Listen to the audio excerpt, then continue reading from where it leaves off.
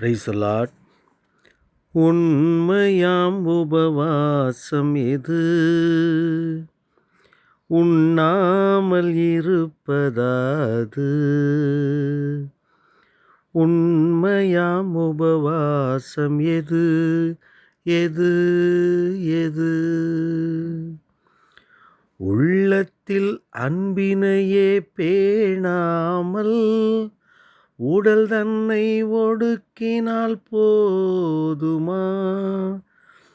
உள்ளத்தில் அன்பினையே பேணாமல் உடல் தன்னை ஒடுக்கினால் போதுமா?